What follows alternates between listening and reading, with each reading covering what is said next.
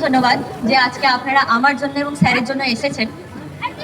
কারণ দেখুন, আমরা সবাই জানি যে আমরা চাইলে আমরা নাই আসতে পারতাম। মানে যদি আমি সাধারণভাবে ভাবি, মানে আমরা যদি চাইতাম আমরা বাড়িতে বসে এসিতে এখন সবাই বুঝতে পারতাম, কারণ আজকে এতটাই গরম। আমি সেই জন্য ম্যাডাম যখন এলেন, স্যার যখন এলেন, সবাইকে জিজ্ঞেস করলেন যে স্যার ম্যাডাম ঠান্ডা কেমন লাগছে। কারণ আমার যেটা মনে হয় যে আমরা যে জিনিসটা নিয়ে আমরা বেশি ভাবি সেইটাই আমাদেরকে সব থেকে বেশি আঘাত করে। যেরকম আমি যদি এখন ভাবি আমার প্রচুর গরম লাগছে, আমার এত ঘাম দিচ্ছে, আমি জানি আমার ঘাম দিচ্ছে, কিন্তু আমি যদি ভাবি যে হ্যাঁ আমার ঠান্ডা লাগছে, আমার এই ঘামটাই তখন ঠান্ডা মনে হবে। মানে তখন এটা মনে হবে যেটা গরমে বেরোচ্ছে, ঠান্ডায় বেরোচ্ছে। তো ঠিক আছে, আমি বুঝতে পারছি কথাটা অনেকের উপর দিয়ে গেল যে কি একটা বলে গেল। আসলে এই জিনিসটাই যেটা ম্যাডাম বললেন যে সবাই এখন 7 ঘন্টা দেখছে, আমি এই 7 ঘন্টা এই জিনিসটা ইউজ করি যে হ্যাঁ আমাকে পৌঁছাতে হবে। কারণ আপনারা সবাই জানেন যখন আমি যাই, আমাকে যাওয়ার আগেও ফেলিসিটেশন করা হয়েছিল। এবং মেদিনীপুর সুইমিং ক্লাব সবসময় আমার সঙ্গে থাকে, তার জন্য অসংখ্য ধন্যবাদ। কারণ আমার এখান থেকেই ছোট থেকে বড় হওয়া, মানে আজকে এখান পর্যন্ত আসা। এবং সঙ্গে আমি অসংখ্য ধন্যবাদ জানাতে চাই যে রোটারি আই হসপিটালকে। কারণ আমি খুব জোর গলায় আজকে আপনাদের সবার সামনে বলতে পারি যে যদি মেদিনীপুর আই রোটারি হসপিটাল না থাকতো, তাহলে ইংলিশ চ্যানেলের পরে আজকে আমার পপরালি কোনোদিনই হতো না। মানে আপনারা সবাই তখন একটাই দেখতেন যে হ্যাঁ আফরিন জাবি একজন ইংলিশ চ্যানেল করেছে, তারপরে আর কোথাও কিছু করেন, কারণ তারপরে তাকে খুঁজে পাওয়া যায়নি।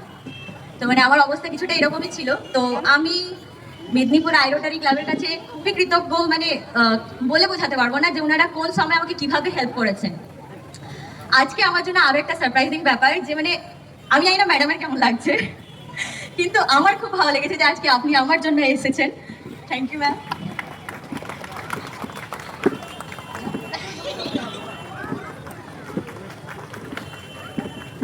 এবং ছোট ভাই বোনদের জন্য আমি তোমাদের কাছে অ্যাজ এ এক্সাম্পল হতে পারি যে হ্যাঁ আমি কিছু করে দেখিয়েছি। আমি তোমাদেরকে এটাই বলতে চাই যে তোমরাও করে দেখাতে পারবে, এমনটা নয় যে তোমরা কেউ করে দেখাতে পারবে না। যখন আমি করতে যাই আমারও কোথাও না কোথাও মনে হয়েছিল আমি পারবো না, আমার দ্বারা হবে না, পসিবল নয়, ইম্পসিবল। তারপরে একটা হয় না যে মেদিনীপুর থেকে আমি কি করে করতে পারবো। মানে আমরা সবাই জানি ইন্ডিয়ার মধ্যে মেদিনীপুর হচ্ছে একটা ছোট্ট রকম জায়গা, কিন্তু এর ভূমিকা অনেক বেশি রয়েছে। কারণ প্রথম বিদ্রোহ এখান থেকে শুরু হয়। তারপরে মানে যত আমরা মানে ব্রেভ পার্সন কিংবা স্বাধীনতা সংগ্রামী দেখতে পাই, বেশিরভাগ সবাই মেদিনীপুর থেকে শুরু করেছিলেন। তো আমার কাছে এটা খুব বড় ব্যাপার ছিল যে আমি মেদিনীপুরের মেয়ে। তো যখন আমি প্র্যাকটিস করি তখন তার আমি মেদিনীপুরের বাইরে ছিলাম না, তখন আমার মাঝে অনেকবারই মনে হয়েছিল যে আমি হয়তো পারবো না, সে ইংলিশ চ্যানেল হোক কি তারপরে পপ প্রণালী হোক। কারণ যখন পপ প্রণালী আমি করতে যাই তার আগে আমি জানতাম না ওখানকার অবস্থা কেমন কি কিছু, শুধু এতটাই জানতাম যে ওটা ইন্ডিয়া থেকে মানে ইন্ডিয়া টু শ্রীলঙ্কার মাঝে হয়তো ডিস্টেন্স 29 থেকে 32 কিলোমিটার কিছু একটা হবে। তো আজ থেকে অনেকজনই করেছেন, প্রত্যেকটা মহিলা প্রায় 9 ঘন্টার মধ্যে করেছে। আজ থেকে একজন ছেলে করেছিলেন, উনি 7 ঘন্টা 28 মিনিটে করেছিলেন। তা আমি শুধু এতটুকুটাই জানতাম যতটা আমি অনলাইনে পেয়েছিলাম। যখন ওখানে যাই, নামার পরে যখন আমি সাঁতার কাটতে কাটতে কিছু মাছ ওখানে আমি দেখলাম, যারা হচ্ছে ফ্লাইং ফিশ বলা হয়। মানে এগুলো খুব রোগা রোগা, সেই গুলি যেরকম এসে লাগে এই মাছগুলো ঠিক ওরকম। তো আমাকে বলেছিলেন স্যার যে এরা আসবে উড়ে উড়ে তোমাকে মারবে। আমি ঠিক আছে স্যার, আমিও দেখে দেবো, ওরা কি জানেন আমি মেদিনীপুর থেকে এসেছি। তো তখন এবার যখন মাছের সঙ্গে লড়াই করার সময় এলো, মাছগুলো আমার সঙ্গে এলো, আমাকে ধাক্কা মারলো, তারপর ওরা আমার কাছে ঝুলেই রয়ে গেল। মানে ওরা আমাকে কামড়ে ঝুলে রয়ে গেছিল, যেটা আমার কাছে একটু বেশি যন্ত্রণাদায়ক ছিল। তো যে আমার মাঝিরা ছিলেন পরে ওটা ওনারা সরিয়ে দেন। এবং মাঝে এই যে 7 ঘন্টা, আপনারা যারা সমুদ্রে ঘুরতে গেছেন তারা ভালোই বুঝতে পারবেন যে সমুদ্রের মাঝে যখন আপনি থাকেন, আপনি জানেন না কোন দিকে মানে স্থল আছে, আপনি কোথায় আছেন, আপনি কতটা স্থল থেকে দূরে আছেন, কিংবা আপনি কখন পৌঁছাতে পারবেন। তার উপরে যখন আপনাকে মানে বোটে থাকলে একটা আলাদা, আর যখন আপনাকে নিজেকে জলের মধ্যেই থাকতে হয়। তো যখন আমি নামি আমি কোথাও কিছুই খুঁজে পাই না, এবং অনেক মানে কিছু ঘন্টা পরে আমার মনে হচ্ছিল কখন স্থল দেখতে পাবো, কখন পৌঁছাতে পারবো। কারণ আমার আর ভালো লাগছে না, আমার এবার বডি টায়ার্ড লাগছে। কারণ সমুদ্রে আমরা সবাই জানি যে সমুদ্রের জল কিন্তু এখানকার কুলের মতো স্থির থাকে না, কিংবা এত কমফোর্টেবল। মানে আজকে একজন ইন্টারন্যাশনাল সুইমার হয়ে আমি জানি না আপনাদের কতটা কি মনে হচ্ছে, কিন্তু আমি যে আপনাদেরকে এই জায়গাটা দিতে পেরেছি, কিংবা একজন মেদিনীপুরের মেয়ে হয়ে ইন্টারন্যাশনাল এরিয়াতে যে আমি নাম নিয়ে যেতে পেরেছি না, এটা আমার কাছে একটা স্বপ্নের মতো। যেটা ম্যাডাম বললেন যে যে স্বপ্ন আমরা রাত্রে ঘুমিয়ে দেখি সেটা স্বপ্ন নয়, যেটা আমাদেরকে ঘুমোতে দেয় না এটাই।